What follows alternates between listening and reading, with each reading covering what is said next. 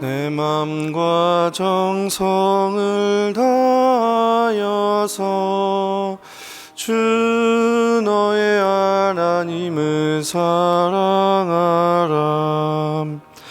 내 몸을 아끼고 사랑하듯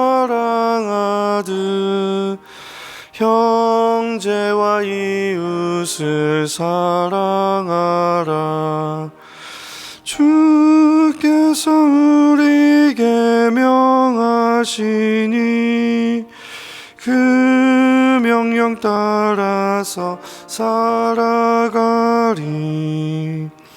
널 미워해지는 원수라도 언제나 너그럽게 사랑하라.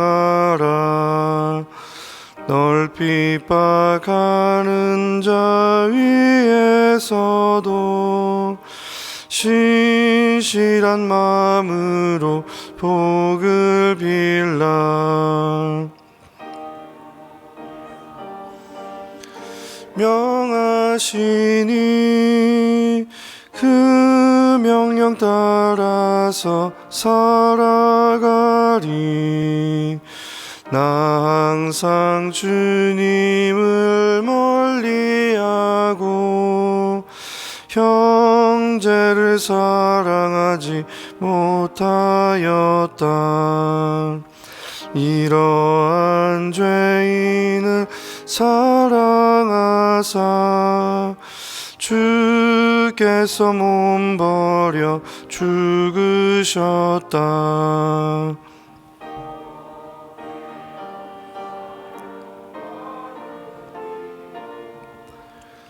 내 생명 다 바쳐 충성하리. 아멘.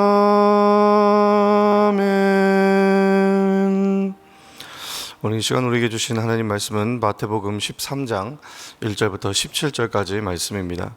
신약성경 21페이지에 있습니다. 마태복음 13장 1절부터 17절까지 말씀을 함께 보겠습니다.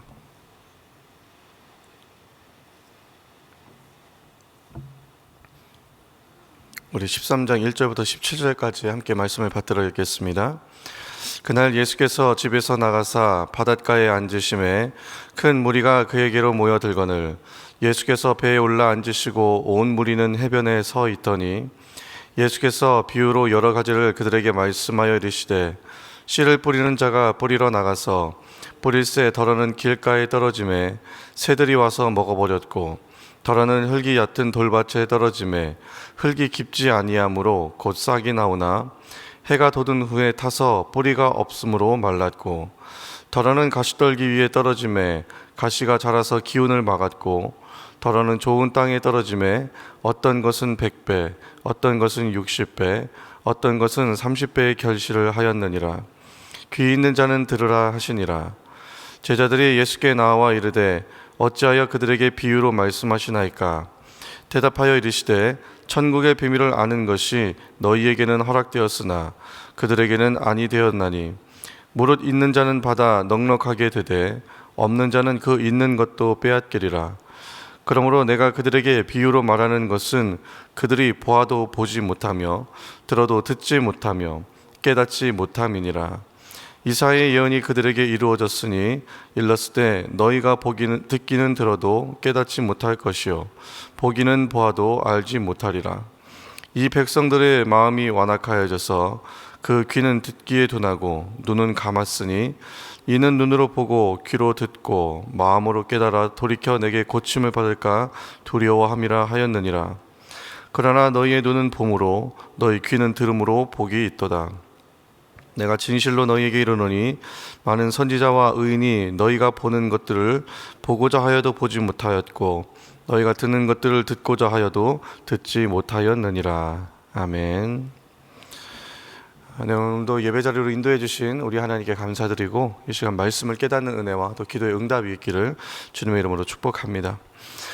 예수님께서 귀 있는 사람은 들으라 그렇게 말씀하셨습니다.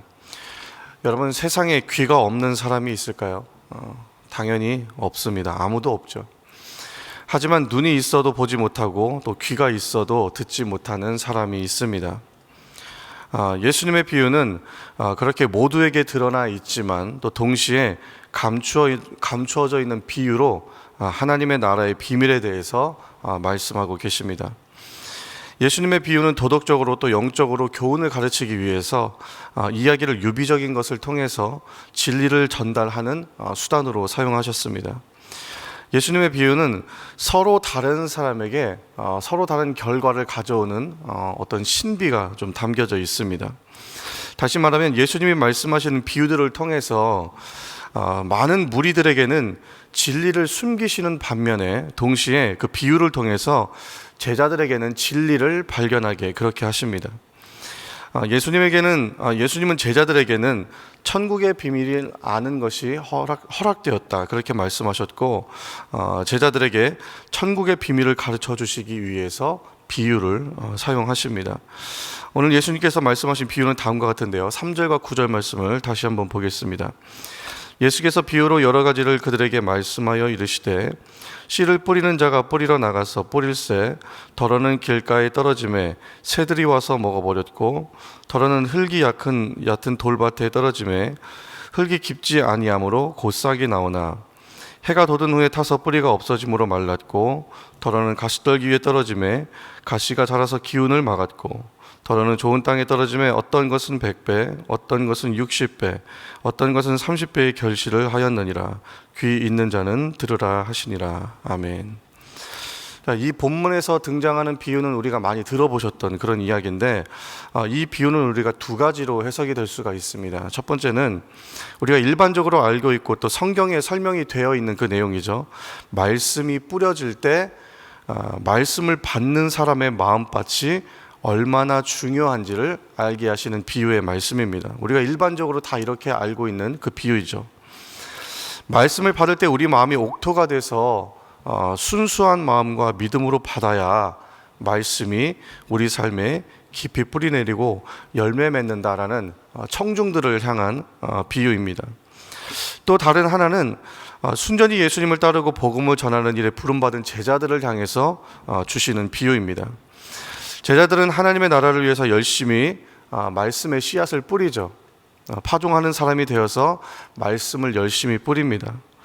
단숨에 성공하기보다는 수없이 실패하게 되고 좌절하는 상황에 직면하게 될 것에 대해서 예수님께서 비유로 말씀하시는 것이죠. 그래서 이 두 가지 비유가 예수님의 말씀을 통해서 동시에 제자들과 그리고 듣는 청중들에 따라서 다르게 받아들일 수 있지만 똑같은 비유의 말씀으로 주어지신 것이라는 거죠.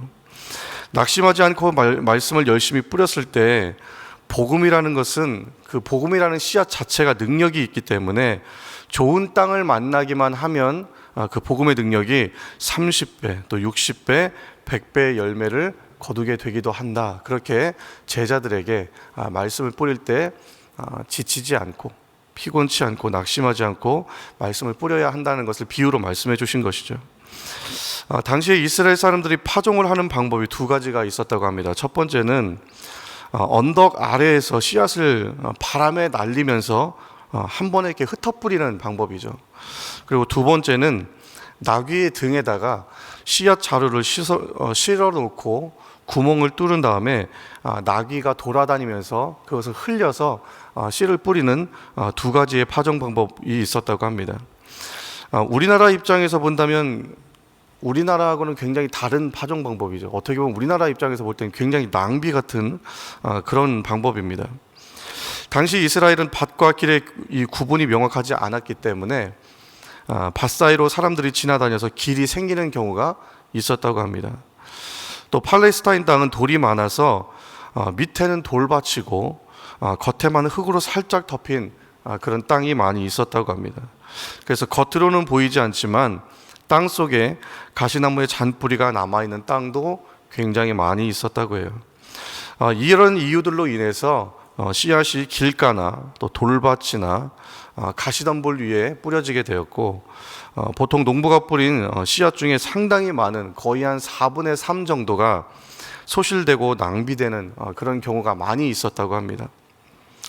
그렇기 때문에 하나님 나라의 비밀에 대해서 받는 사람보다 거절하는 사람이 많을 것이고 또 따르는 사람들보다 피하는 사람들이 더 많을 것이다. 이렇게 비유로 말씀을 주셨던 것이죠. 오직 하나님 나라의 복음을 기쁨으로 받아들인 사람만이 30배와 또 60배와 100배의 풍성한 열매를 거두게 될 것이다. 그렇게 말씀하고 계시는 거죠. 자, 그러므로 예수님의 비유는 하나님 나라의 비밀을 잘 깨닫게 하는 기능을 할 뿐만 아니라 동시에 그 비밀을 아예 포기하도록 만드는 기능도 가지고 있다. 그렇게 말할 수 있습니다. 예수님의 제자들은 하나님 나라의 비밀이 계시되고 그것을 더 잘 깨닫게 되겠죠. 예수님의 제자들은 더 잘 깨닫게 되지만 영적으로 전혀 반응이 없는 사람들, 영적으로 반응이 전혀 없는 세대들은 그 비밀을 듣고 오히려 그 비밀을 완전히 빼앗기게 됩니다. 저게 도대체 무슨 얘기인가 하고 오히려 마음을 빼앗기게 되는 것이죠. 왜냐하면 천국의 비밀은 말세에 완전히 최종적으로 나타나기 전까지는 부분적인 모습으로만 설명이 되어 있기 때문이죠. 예수님께서도 부분적인 모습만 설명을 해주셨습니다. 그래서 비유를 통해서 드러난 하나님의 나라의 그 진리가 자신들이 기대한 하나님 나라와 다르다는 사실을 확인하게 되면 그 진리에 대해서 오히려 더 확고하게 거부하는 사람들이 생겨나게 되는 것이죠. 그것을 반대하게 되고 그 결과 그 비밀을 소유할 수 있는 작은 가능성마저도 상실하게 된다는 것입니다. 그러므로 예수님께서 12절 13절의 말씀을 통해서 이렇게 말씀하십니다. 무릇 있는 자는 받아 넉넉하게 되되 없는 자는 그 있는 것도 빼앗기리라. 그러므로 내가 그들에게 비유로 말하는 것은 그들이 보아도 보지 못하며 들어도 듣지 못하며 깨닫지 못함이니. 아멘. 그러니까 하나님의 나라의 진리는 매우 간단하다는 것이죠. 예레미야 29장 12절 13절에 보니까 이렇게 기록이 되어 있습니다. 너희가 내게 부르짖으며 내게 와서 기도하면 내가 너희의 기도를 들을 것이요 너희가 온 마음으로 나를 구하면 나를 찾을 것이요 나를 만나리라. 여러분, 하나님의 진리는 이렇게 간단하죠.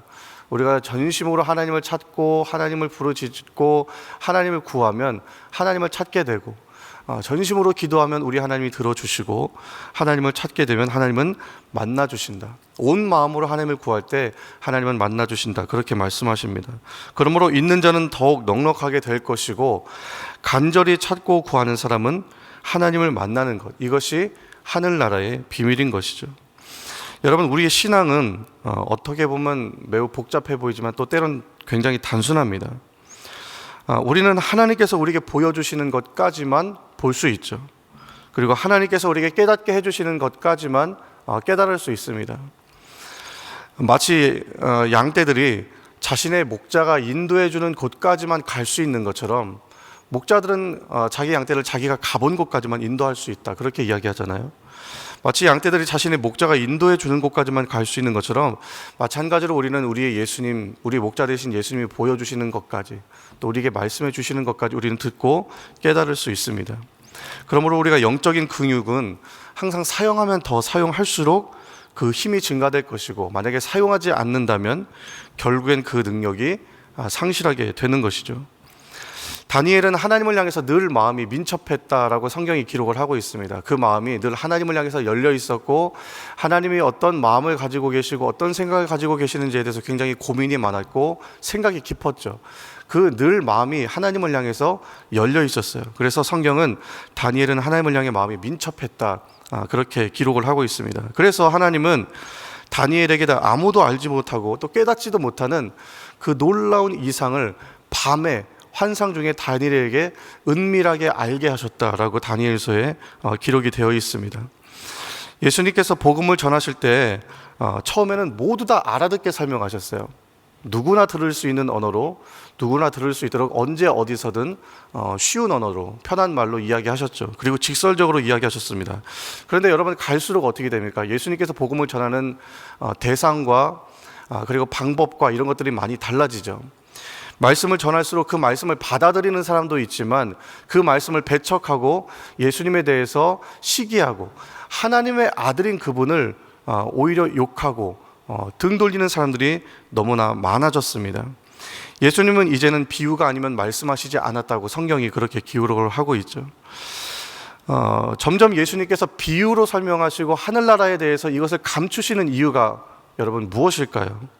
오늘 말씀을 통해서 우리에게 주신 이 하나님의 놀라운 비밀, 우리가 더 깊이 묵상하고 더 깊이 연구하고 그 말씀이 어떤 의미인지 우리가 더 깊이 생각해 보아야 합니다. 그래서 그 말씀을 더 깊이 깨닫고 더 깊이 깨달은 말씀으로 인하여서 더 풍성한 열매를 맺어가시는 저와 여러분들 되시기를 주님의 이름으로 축복합니다. 장례 광고 드리겠습니다. 고인은 정두영 안수집사님 70세에 하나님의 부르심을 받으셨습니다. 903구역 제2안수집사의 3바울 선교회입니다. 유족으로는 김금순 권사님의 남편 되십니다. 406구역 7권사회 55여 전도입니다. 정원혁 성도님의 부친 되시고 정혜인 이재선 성도의 부친 되십니다. 이은호 성도의 외조부 되십니다. 집례는 수동교회 집례로 진행이 됩니다. 21일 화요일 날 별세하셨고 빈소는 서울 삼성병원 장례식장 사무실입니다.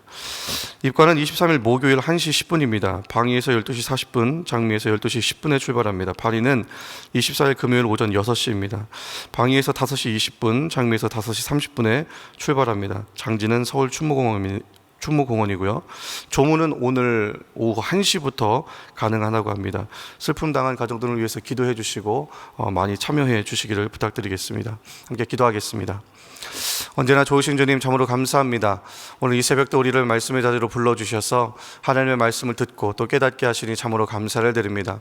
오늘 주신 귀한 말씀을 통하여서 다시 한 번 더 우리의 삶이 하나님의 나라에 더욱더 가까워지는 제자의 삶을 살아가는 우리 수동의 모든 가족들이 되도록 인도하여 주시고, 언제나 하나님의 말씀을 깊이 생각하고 또 고민하고 또 하나님 앞에 우리의 마음이 더욱더 민첩하여서 아무도 알지 못하는 크고 놀라운 비밀을 하나님으로부터 받고 깨닫는 지혜가 우리 삶 가운데 있도록 인도하여 주셔서 주께서 말씀하여 주시는 대로, 주께서 보여주시는 대로, 주께서 가르쳐 주시는 그곳으로 나아갈 수 있는 우리 모두가 되도록 인도하여 주시옵소서. 오늘 하루도 우리의 삶 가운데 주께서 함께 하시고 동행하여 주셔서 날마다 우리의 삶이 복되고 거룩한 삶을 살아가게 하여 주시고, 하나님께서 보실 때 기쁘고 하나님께서 보실 때 잘했다 칭찬받는 복된 삶이 될 수 있도록 우리의 삶을 붙들어 주시옵소서. 모든 영광 주님께 올려드리며 예수님의 이름으로 기도하옵나이다. 아멘. 하늘에 계신 우리 아버지여, 이름이 거룩히 여김을 받으시오며 나라의 임하옵시며 뜻이 하늘에서 이루어진 것 같이 땅에서도 이루어지이다.